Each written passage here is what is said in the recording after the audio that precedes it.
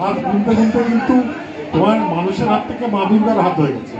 না না না, কিন্তু ঋতুরাজ কিংবা ঈশান তুমি দেখাও কোথায় ওরা এখন।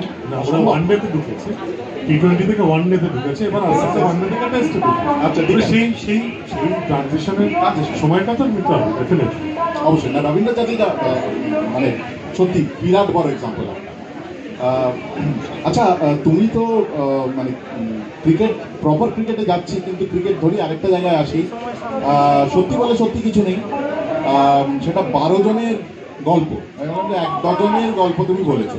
তো 12th ম্যানকে ধরে 11+1 হলো।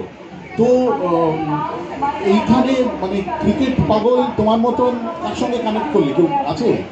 রাহুল রাহুল রবীন্দ্র ব্যানার্জি একদম ক্রিকেট পাগল প্রচুর।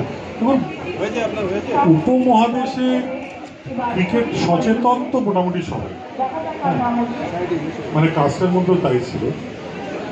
যদি স্পেসিফিক ক্রিকেট ভালোবাসার কথা বলি, ডেফিনেটলি রাহুলের নাম তো আসবে।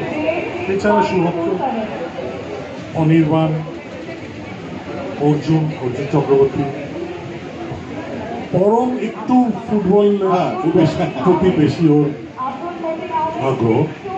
ঋত্বিক ডেফিনেটলি, কৌশিকদা মোটামুটি, মানে কেজি একটা মোটামুটি ইন্টারেস্ট আছে। মানে তুমি কি বলছো যে তোমার সঙ্গে টক্কর নেওয়ার মতন? না, তা নয়, কিন্তু সেটা রাহুলের আছে। আচ্ছা, সেটা রাহুল। যেমন টক্কর হতো হতো না, আলোচনা হতো, কারণ আমরা দুজনেই ভারতীয় টিমের টিম সিলেকশন একটু চিন্তা থাকতাম। গৌতম গম্ভীরের কোচ হওয়ার যে ইনিংস, সেটা নিয়ে একটু চিন্তা থাকতাম।